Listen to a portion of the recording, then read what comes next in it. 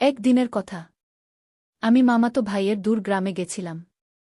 অনেক বছর যাই না, তাই ভাবছি এইবার গেলে 1 মাস থেকে আসব। আমার ফার্স্ট মাসিক হইজে গেছে। মাসিক হওয়া পরে অনেক মনটা লাফালাফি করে। মাকে বললাম জামাতো বাড়ি যাচ্ছি, অনেকদিন পরে ফিরব। আমি মামার বাড়ি গিয়ে পৌঁছলাম। সবাইর সঙ্গে আড্ডা দিলাম। মামাতো ভাইকে দেখলাম, চেহারা ফর্চা আর হ্যান্ডসাম। তাকে বললাম চল একটু দূরে আসি। আমরা নদীর পার হতে হাঁটছি। ঠান্ডা বাতাস গা ঠরঠর কাঁপিয়ে দিয়েছে। আমি তাকে জড়িয়ে ধরলাম। বললাম অনেক ঠান্ডা, আমাকে একটু চেপে ধর না। ও বলল, হেই কি কথা বলিস, ঘরে চল, খাবার খেয়ে ঘুমাবি। আমি দুপাটা মেরে তার সঙ্গে বাড়ি ফিরে এলাম। রাত খাবার খেয়ে আমি ঘুমাতে চলি। ঘুম আসছিল না। এদিকে সিয়াম মোবাইল দেখে আছে। মোবাইলে কি রকম জানি আওয়াজ।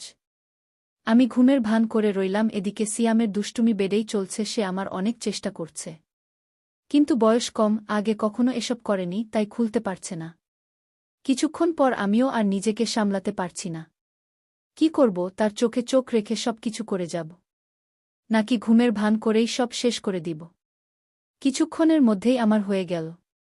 সিয়াম তো নতুন, কিছু বুঝে না, তাই ওর কানে কানে ফিসফিস করে বললাম 2 মিনিট বিশ্রাম নাও, আর আমাকে ধরো, আমার হয়ে গেছে। এরপর সিয়াম আমাকে যা করল সেটি শুনলে আমি শতভাগ গ্যারান্টি দিয়ে বলতে পারি তোমাদের হুক খুলে যাবে। তাই ভিডিওটা শুরু থেকে শেষ পর্যন্ত দেখার অনুরোধ রইল।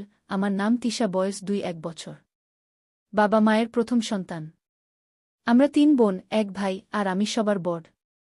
আমার পরে ছোট ভাই, তারপরে বাকি 2 বোন। আমার বাবা একজন সফল ব্যবসা, তাই আমরা সচ্ছল পরিবারের সন্তান চাওয়ার আগেই সব পেয়েছি।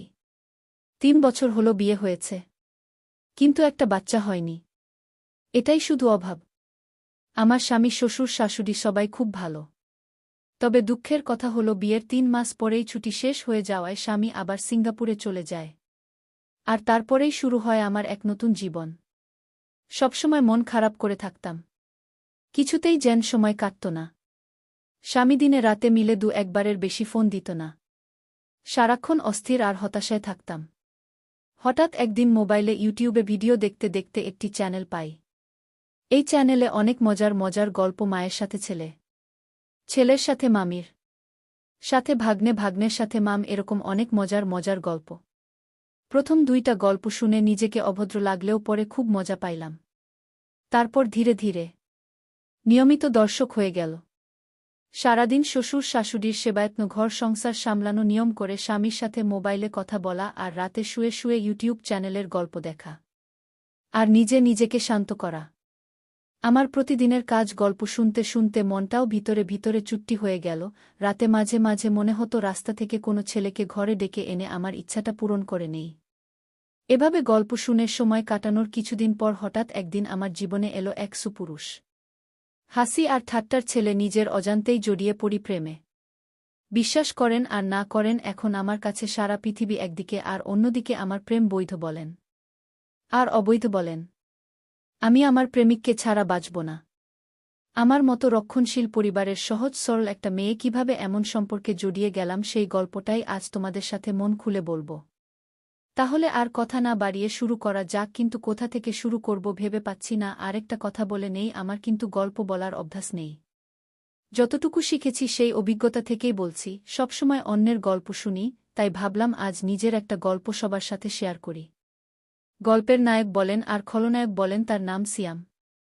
সিয়াম আমার স্বামীর আপন বড় বোনের একমাত্র ছেলে, মানে সম্পর্কে সে আমার ভাগ্নে হয়। সিয়াম খুব শান্ত স্বভাবের ছেলে। বিয়ের সময় সিয়ামকে একবার দেখেছিলাম, কিন্তু ভালোমতো কথাও হয়নি। সিয়াম তখন এসএসসি পরীক্ষার্থী, পড়াশোনার চাপে মামার বিয়েতে ঠিকমতো বেড়াতে পারে না। মানে সম্পর্কে সে আমার ভাগ্নে হয়। সিয়াম খুব শান্ত স্বভাবের ছেলে। বিয়ের সময় সিয়ামকে একবার দেখেছিলাম, কিন্তু ভালোমতো কথাও হয়নি। সিয়াম তখন এসএসসি পরীক্ষার্থী, পড়াশোনার চাপে মামার বিয়েতে ঠিকমতো বেড়াতে পারে না। সিয়ামদের বাড়ি গ্রামের দিকে, তাই এসএসসি পরীক্ষায় পাশ করার পর সিয়াম আমাদের বাড়িতে, মানে আমার শ্বশুরবাড়ি থেকেই পড়াশোনা করত। আমাদের বাড়ি থেকে সিয়াম যেই কলেজটায় ভর্তি হয়েছে, তার দূরত্ব ছিল মাত্র 10 মিনিটের। সিয়াম প্রতিদিন সাইকেলে চড়ে কলেজে যেত। আমার শ্বশুর বাড়িতে ঘর ছিল মাত্র একটি, তবে সিয়ামের পড়ালেখার কথা চিন্তা করে বড় ঘরটার পাশে ছোট একটা পড়ার ঘর তৈরি করে দেয়া হয়েছিল। ঘরটায় চেয়ার টেবিল সহ একটা খাটিয়াও ছিল। তবে রাতে সিয়াম বড় ঘরটার একটা রুমে থাকত। আমাদের বড় ঘরটায় 3টা রুম। একটা রুমে আমি আর আরেকটা রুমে আমার শ্বশুর শাশুড়ি থাকত। মাঝখানের রুমটা অবশ্য ফাঁকা ছিল, তবে সিয়াম আসার পর মাঝখানের রুমটায় একটা খাট বসানো হয় এবং সিয়াম মাঝখানের রুমটায় থাকে। রাতে পড়া শেষ করে এসে মাঝখানের রুমটায় ঘুমায়। সিয়াম খুব মেধাবী, এসএসসিতে সে A+ পেয়েছে। সিয়াম কথাবার্তা খুব কম বলে, প্রয়োজন ছাড়া কারো সাথে কথা বলে না, এমনকি তার নানা নানির সাথেও না। আর আমার দিকে তো ঠিকমত তাকাই না। আমার শ্বশুর শাশুড়ি বয়স্ক মানুষ, সারাক্ষণ ঘরেই থাকেন। শ্বশুর চশমা ছাড়া ঠিকমত চোখে দেখে না, আর শাশুড়ি হাতির মতো মোটা শরীর নিয়ে নড়তেই পারে না, সারাক্ষণ বিছানায় শুয়ে পান চিবায়। শ্বশুর দিনের বেলায় এদিকে ওদিক গেলেও শাশুড়িকে আজ পর্যন্ত ঘরের বাহিরে যেতে দেখি নাই। সে যাই হোক, সিয়াম আমাদের বাড়িতে এসেছে দিন হলো, এখন অবধি আমার সাথে ঠিকমত কথাই বলেনি। আমাকে খুব লজ্জা পায়। আমি আর সিয়াম একসাথেই খাওয়া দাওয়া করি। শ্বশুর শাশুড়ির খাবার তাদের বিছানার উপর দিয়ে আসি, আর আমি সিয়াম করে এসে কখন ডাক দিয়ে বলবে মাম দরজা খোলো, তাই সারাক্ষণ তার অপেক্ষায় থাকতাম। সে খুব পড়াশোনা করত আর রাত 10টার আগে খেতে আসত। মাঝেমধ্যে তো 1টা 12টা পর্যন্ত পড়ত। আমি প্রায় ঘুমিয়ে যেতাম। সিয়াম তখন সামনের দরজায় ডাক দিয়ে না পেয়ে ঘরের বাম সাইডের দরজায় এসে ডাকত, অর্থাৎ আমি যেই রুমটায় ঘুমাতাম ঠিক ওই রুমটার বাহিরের দরজার দিকে এসে ডাকত। তখন আমি লাফিয়ে উঠে গিয়ে দরজা খুলতাম। একদিন সিয়াম অনেক রাত পর্যন্ত পড়ল, তা প্রায় রাত 12টা কি 12:30 হবে। তখন আমি ঘুমে বিভোর। সিয়াম এসে প্রায় 1:05 মিনিট ডাকাডাকি করেও আমাকে জাগাতে পারছিল না। উপায় না পেয়ে সে রান্নাঘর থেকে মাছ ধরার ছিপ দিয়ে জানালার ফাঁক দিয়ে আমাকে গুতা মারল। আমি লাফিয়ে উঠলাম, তারপর গিয়ে দরজা খুলে দিলাম। আমি ভাত খাওয়ার জন্য বাসন পরিষ্কার করতে চাইলে সিয়াম বল মামি আমি ভাত খাবো না, তুমি শুয়ে পড়ো। আমি বললাম কেন ভাত খাবে না, কেন ভাত না খেয়ে কেউ রাতে ঘুমায়? সিয়াম বল না, তোমার চোখে অনেক ঘুম, এমনিতেই তোমাকে রোজ রাত জাগিয়ে কষ্ট দেই, আজ অনেক রাত হয়েছে, এবার তুমি শুয়ে পড়ো, আমি সকালে উঠে খাবো। আমি বললাম আমার কোনো সমস্যা নেই, তোমার যতক্ষণ মন চায় পড়ে এসো, মাঝেমধ্যে চোখটা একটু লেগে যায়। আর কি? তখন সিয়াম বল আমার জন্য তুমি শুধু শুধু জেগে থাকবে কেন? কাল থেকে আমি পড়ার ঘরটায় ঘুমাব। আর নানা নানানিকে যখন খাবার দাও তখন আমাকেও ডাক দিও, ওই সময় তুমি আমিও খেয়ে নেব। আমি বললাম সন্ধ্যা রাতে খেয়ে নিলে রাত জেগে পড়তে পড়তে ক্ষুধা লাগবে যখন তখন কি খাবে? আর তাছাড়া এত বড় ঘর থাকতে তুমি ওই ঘরে ঘুমাবে কেন? আমি কি কখনো বলেছি তোমার জন্য আমার সমস্যা হচ্ছে? তুমি কি বাহিরের কেউ? তুমি তো আমাদের নিজেদের মানুষ, তোমার জন্য এইটুকু করতে পারবো না? সিয়াম বল ঠিক আছে মামি, অনেক রাত হয়েছে, এবার ঘুমাও, এই ব্যাপারে সকালে তোমার সাথে আলাপ করব। এটা বলেই সিয়াম সোজা তার বিছায় গিয়ে শুয়ে পড়ল, আর আমিও আমার রুমে চলে আসলাম। তবে আর যাই হোক, আজ প্রথম সিয়াম আমার সাথে এত কথা বলেছে, কিন্তু একবারও আমার চোখের দিকে তাকায়নি। এখন সকাল 8টা, সিয়াম এখনও ঘুম থেকে ওঠেনি, কাল অনেক রাতে ঘুমিয়েছে, তাই একটু বেশি ঘুমাচ্ছে। এমনিতে প্রতিদিন সকাল 6টার সময় ঘুম থেকে উঠে উঠোনে হাঁটাহাঁটি করে। সিয়ামকে কখনো সকালে পড়তে দেখিনি। সিয়ামকে ডাক দিতে হবে, কারণ 10টায় ক্লাস আছে, তাই সিয়ামকে ডাক দিলাম। সিয়াম সিয়াম ওঠো, 8টা বাজে, কলেজে যাবে না? সিয়াম বল কয়টা বাজে? 8টা। 8টা বাজে বলতেই লাফিয়ে উঠল, তারপর গোসল করতে গেল। মিনিট 10কের মধ্যে গোসল শেষ করে নাস্তা খেয়ে সোজা কলেজে চলে গেল।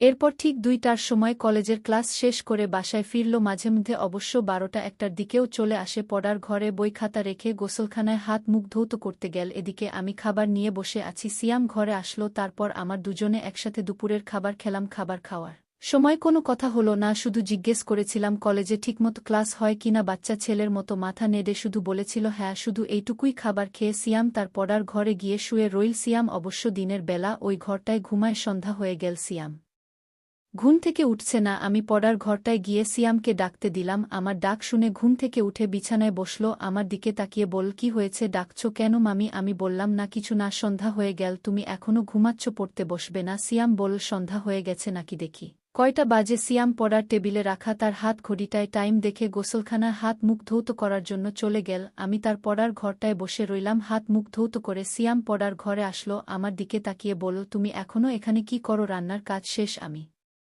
বললাম সেই কখন শেষ করেছি, কেন ক্ষুধা লাগছে নাকি? সিয়াম বল আরে না, কি যে বলো এই সন্ধ্যার সময়?